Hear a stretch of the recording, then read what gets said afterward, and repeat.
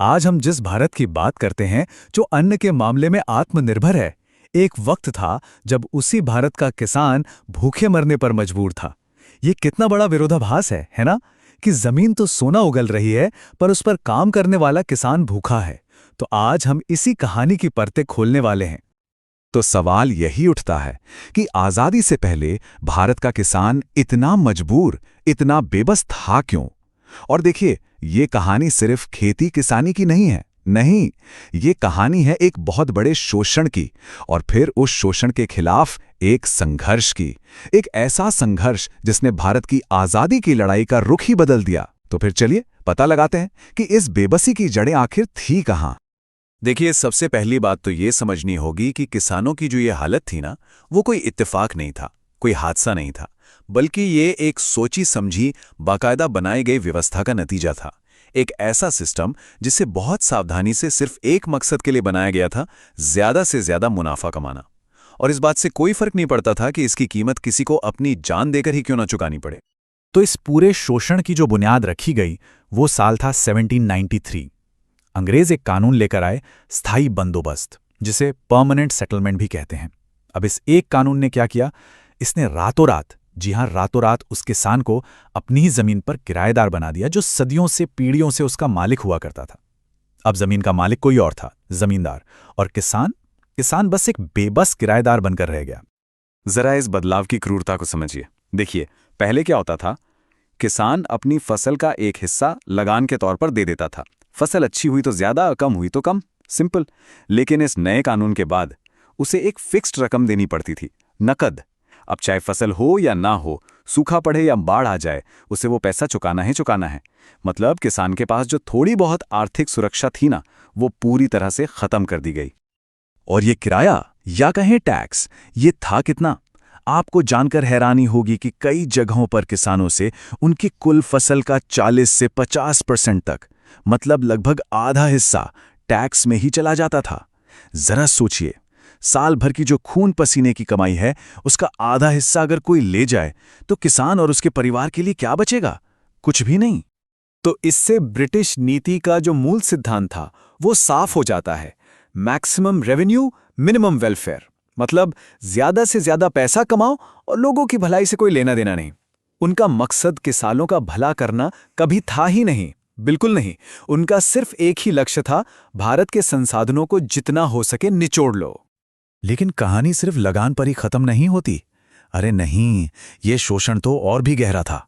इसने टैक्स, नील की खेती और कर्ज का एक ऐसा जानलेवा जाल बुना था, जिससे किसी भी किसान का बाहर निकल पाना लगभग नामुमकिन था।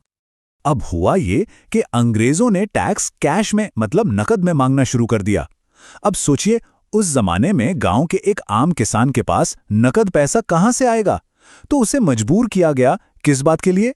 कि वो अपने खाने पीने की फसलें जैसे चावल, गेहूं उगाना छोड़ दे और उसकी जगह नील जैसी कैश क्रॉप्स उगाए। और इसका नतीजा? दोहरी मार पड़ी। एक तो नील की खेती से जमीन बंजर होने लगी, और दूसरा, देश में खाने के लिए अनाज की ही कमी हो गई। लेकिन ऐसा नहीं था कि किसान चुपचाप सब कुछ सह रहे थे। बिल्कुल नहीं। इस शोषण के खिलाफ आवाज भी उठी, और सबसे शुरुआती और सबसे जरूरी विद्रोहों में से एक था 1859-60 का नील विद्रोह। बंगाल में किसानों ने एक साथ मिलकर इस जबरदस्ती की खेती का विरोध किया, और इस विद्रोह ने यह साफ कर दिया कि जुल्म सहने की भी एक हद होती है। अच्छा, तो जो किसान नील की खेती नहीं करते थे, उनका क्या होता था? उन्हें नगद टैक्स चुकाने के लिए साहूकारों के पास जाना पड़ता था, और साहूकार वो इतने ऊंचे ब्याज पर कर्ज देते थे कि उसे चुका पाना नामुमकिन हो जाता था। और फिर नतीजा क्या होता? आखिर में किसान की जो बची खुची जमीन थी, वो भी हाथ से चली जाती। मतलब जो किसान पीढ़ियों से अपनी जमीन का मालिक था, वो अपनी ही जमीन पर एक मजदूर बनकर रह गया। इन सारी नीतियों का जो सबसे भयानक, सबसे दुखद नतीजा निकला, वो था अकाल। जरा सोचिए, जब खाने के लिए अनाज उगेगा ही नहीं, और जो थोड़ा बहुत उगेगा भी वो लगान में चला जाएगा, तो क्या होगा? खेत नहीं रहे, वो कब्रगाह बन गए। और ये कोई एक दो बार की बात नहीं थी। ब्रिटिश राज के दौरान भारत ने लगभग 30 बड़े अकाल देखे। 30! ये नंबर अपने आप में उस तबाही की पूरी कहानी बयां कर देता है जो इस देश ने झेली थी। उड़ीसा से लेकर दक्षिण भारत तक और फिर बंगाल में अकालों का एक लंबा और बहुत ही दर्दनाक सिलसिला चला।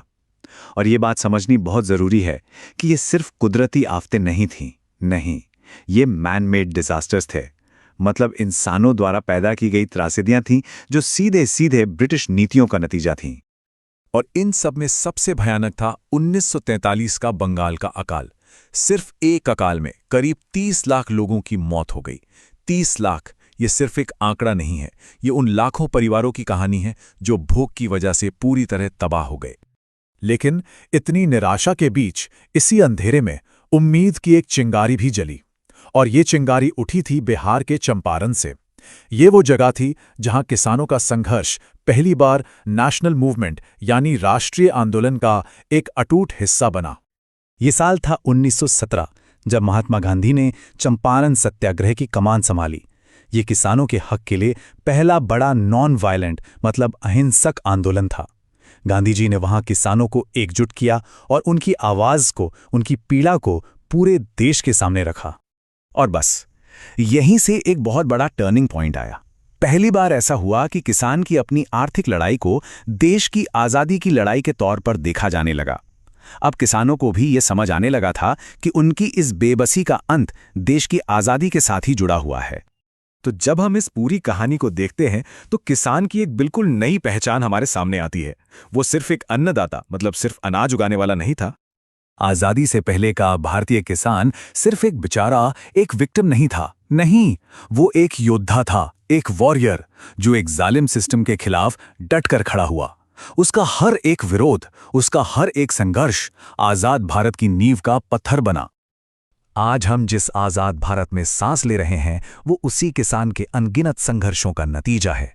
लेकिन एक सवाल पीछे रह जाता है कि आज का आधुनिक भारत अपने उन किसान योद्धाओं को कितना याद रखता है। ये सोचने वाली बात है।